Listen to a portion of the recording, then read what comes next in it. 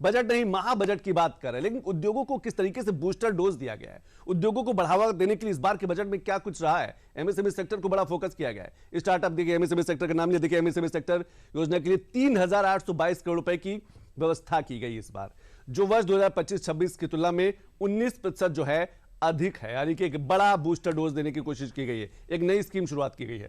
सरदार वल्लभ भाई Patel employment and industrial zone की एक नई शुरुआत की गई है। मुख्यमंत्री युवा उद्यमी विकास अभियान के लिए 1,000 करोड़ रुपए इस बूस्टर डोज के तहत मिलेंगे।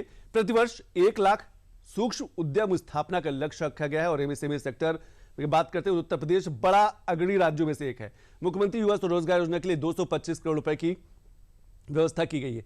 एक जनपद एक व्यंजन के लिए 75 करोड़ रुपए की व्यवस्था की। इसी बार केंद्रीय गृह मंत्री अमित शाह ने इसकी शुरुआत की थी। वस्त्र उद्योग के क्षेत्र में 30,000 रोजगार सृजन का एक बड़ा लक्ष्य, और शायद इसीलिए इस बार के बजट को मिशन रोजगार से भी जोड़ा गया है। हर उस सेक्टर को टच किया गया, उसमें ज्यादा बजट दिया गया है जहां पर रोजगार की संभावना ज्यादा। हमारे साथ हमारे संवाददाता रामेन जी जुड़ गए। रामेन जी, अगर हम इस महाबजट की बात करें तो क्या आपको लगता है कि इस बार रोजगार पर बड़ा फोकस किया गया है, हर उन सेक्टर को चुना गया और उसमें ज्यादा पैसा दिया गया है जहां पर रोजगार की संभावना है?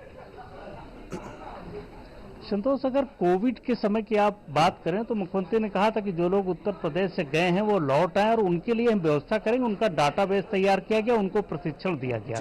अब उत्तर प्रदेश के लोग बाहर न जाएं, उसको लेके एमएसएमई सेक्टर आप देखिए पूरे देश में उत्तर प्रदेश का सबसे बेहतर काम कर रहा है, सबसे ज्यादा रोजगार दे रहा है और दुनिया को तमाम चीजें सप्लाई कर रहा है। तो अगर ओडीओपी की बात करें, एमएसएमई की बात करें, छोटे छोटे सेक्टर दिखते होंगे लेकिन रोजगार जनरेट बहुत करते हैं। तो सरकार का फोकस है कि एक तो रोड कनेक्टिविटी बेहतर की जाए, अपना सामान बेचने की इनको सुविधा दी जाए और एमएसएमई सेक्टर को और मजबूत किया जाए। उसमें जो भी बूस्टर देने की जरूरत है वो दिया जाएगा। सरकार उसमें फंड एलोकेट कर रही है। ओडीओपी को भी उन्होंने कहा एक व्यंजन एक जिला की भी योजना शुरू की गई, वो सारी चीजें हो जहां 10 लोग काम करते हैं, 5 लोग काम करते हैं, 50 लोग काम करते हैं, अपने जिलों में काम करें। थोड़ा कम पैसा मिलेगा लेकिन अपने घर में रहेंगे, अपने बच्चों के बीच रहेंगे।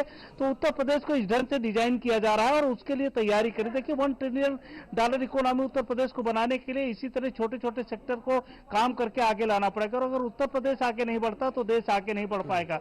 ये सौभाग्य है कि ये 10वें बजट में लगातार बढ़ता हुआ बजट, और सबसे बड़ी बात कि जो आरबीआई के मानक है उसके अनुपात में बजट पेश किया गया। जी, अब अगर प्रति व्यक्ति आय देखिए तो लगातार बढ़ रही है, किसानों की आय देखिए तो लगातार बढ़ रही है। तो अगर इस तरीके से देखिए तो उत्तर प्रदेश गति के रूप में आगे बढ़ रहा, गतिमान है और उसमें सरकार अपना रोल अदा कर रही है महत्वपूर्ण तरीके। बिल्कुल, आपने सही कहा रामेन जी कि उत्तर प्रदेश की अगर सरकार की बात करें तो $1 ट्रिलियन के लक्ष्य के साथ उत्तर प्रदेश आगे बढ़ रहा है और उस लक्ष्य का बड़ा असर इस बार के बजट में देखने को मिलेगा। मैं आपके पास आ रहा हूं, लेकिन एक प्रतिक्रिया सुन लेते हैं। उत्तर प्रदेश विधानसभा में वित्त मंत्री सुरेश कुमार खन्ना ने योगी सरकार का 10वां महाबजट पेश करते हुए अयोध्या के समग्र विकास के लिए 150 करोड़ रुपए की विशेष व्यवस्था का प्रस्ताव रखा है। वित्त मंत्री ने क्या कुछ कहा वो एक बार सुनते हैं। श्री राम जन्मभूमि मंदिर अयोध्या धाम तक पहुंच मार्ग परियोजना के अंतर्गत श्री राम जन्मभूमि मंदिर अयोध्या धाम मुख्य पहुंच मार्ग रामपथ का निर्माण कार्य पूर्ण होने वाला है। जमधरा में प्रस्तावित वैदिक वेलनेस सिटी से श्री राम जन्मभूमि मंदिर पहुंच मार्ग के उच्चीकरण का कार्य कराया जा रहा है।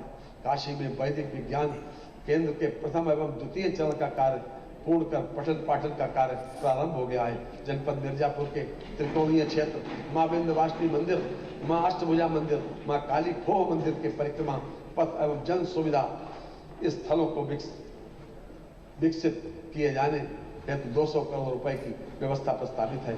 जनोपयोगी संरक्षित मंदिरों के जीर्णोद्धार एवं पुनर्निर्माण हेतु 100 करोड़ रुपए की व्यवस्था प्रस्तावित है। और लखनऊ के कुकरेल में नाइट सफारी के लिए 207 करोड़ रुपए की योजना प्रस्तावित की गई है, जिससे पर्यटन को नई पहचान मिलेगी। क्या कुछ कहा वित्त मंत्री ने, सुनते हैं।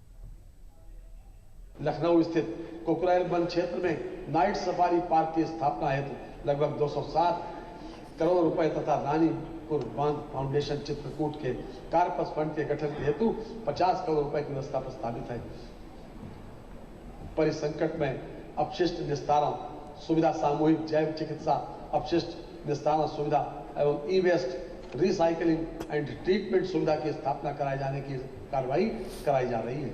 Uttar Pradesh clean air management project वर्ष 2025-26 से 2030-31 तक क्रियान्वित होना है। यह विश्व बैंक सहायतित मल्टी सेक्टोरल योजना के जिसके लिए 194 करोड़ रुपए की व्यवस्था प्रस्तावित है। रामेन जी, हमें लगता है कि इस बार के बजट में इको टूरिज्म पर बड़ा फोकस किया गया, चाहे नैमिषारण्य की बात करें, चाहे कुकरेल सफारी की बात करें, अयोध्या की बात करें, सबको एक से जोड़कर और इस बार उस पर बजट भी ज्यादा दिया गया ताकि जब दुनिया के लोग उत्तर प्रदेश पहुंचे तो उत्तर प्रदेश की एक बदली हुई तस्वीर नजर आए। देखिए, उत्तर प्रदेश एक दौर था कि जब कोई यहाँ आना नहीं चाहता, और एक दौर है कि आप अगर मथुरा गए हो, काशी गए हो, आप अयोध्या गए हो, तो वहाँ के कोई होटल खाली नहीं रहते। मुख्यमंत्री ने इसमें घोषणा की है कि लगभग 1 लाख होटल के रूम और 50,000 होम स्टे बढ़ाने पड़ेंगे, उसको लेकर सरकार काम कर रही है। यानी जो टूरिज्म सेक्टर है जब वो चलता है तो सबको कुछ ना कुछ मिलता है। रिक्शे वाले को मिलेगा, खोमचे वाले को मिलेगा, खाना बनाने वाले को मिलेगा, सामान बेचने वाले को मिलेगा, छोटा छोटा जो काम कर रहे हैं उनको भी बहुत लाभ मिलता है। अगर आप अयोध्या जाए तो रूम खाली नहीं, काशी जाए तो रूम खाली नहीं, तो रूम की संख्या भी बढ़ाई जाएगी और होम स्टे को प्रमोट किया जाएगा। सरकार इस पर काम करेगी क्योंकि उत्तर प्रदेश का पर्यटन का बड़ा हब है। आप देखिए, धार्मिक रूप से हो चाहे इको टूरिज्म हो, लखीमपुर से लेकर के पूरा नेपाल का तराई एरिया चले जाइए, आप सोनभद्र चले जाइए, झरना है, जलप्रपात है, नदियां हैं, आप मध्य प्रदेश के बॉर्डर पर चले जाइए तो इको टूरिज्म आपको मिलेगा। तो इस तरीके से बहुत सारे, अगर बुंदेलखंड को आगे डेवलप जिस तरह कर रहे हैं तो वहां भी इको टूरिज्म और पर्यटन के बड़े सेंटर हैं। तो उत्तर प्रदेश आने वाले समय में पर्यटन का बड़ा हब है और सरकार जानती है कि जब पर्यटक आएगा तो कुछ ना कुछ दे के जाएगा, ये बहुत आवश्यक है। और उत्तर प्रदेश को ग्रो करने के लिए पर्यटन को भी आगे ले जाना पड़ेगा। संतोष, उत्तर प्रदेश, रामेन जी, हमें लगता है कि ब्रांडिंग करना हम लोग सीख गए हैं, खासतौर उत्तर प्रदेश ब्रांडिंग करना सीख गया है। इसके पीछे मुझे लगता है पीएम मोदी का बड़ा हाथ है कि हर चीज ब्रांडिंग कर देना है, दुनिया के सामने तक पहुंचा देना है। बिल्कुल, देखिए, प्रधानमंत्री के दिशा निर्देश में उत्तर प्रदेश को डिजाइन किया जा रहा है। देखिए संतोष, पहले ब्रांडिंग थी, उत्तर प्रदेश में टूटी सड़कें हैं, उत्तर प्रदेश में अपराधी हैं, पुलिस वहां दिखती नहीं है, तो वो पहले वो ब्रांडिंग था। ये ब्रांडिंग है कि उत्तर प्रदेश में अपराध नहीं है, पुलिस ठीक से काम कर रही है, महिलाओं के साथ व्यवहार उसका अच्छा है, पर्यटन पुलिस अलग बनाई गई है, जो पर्यटन के लिए अलग पुलिस बनाई गई है।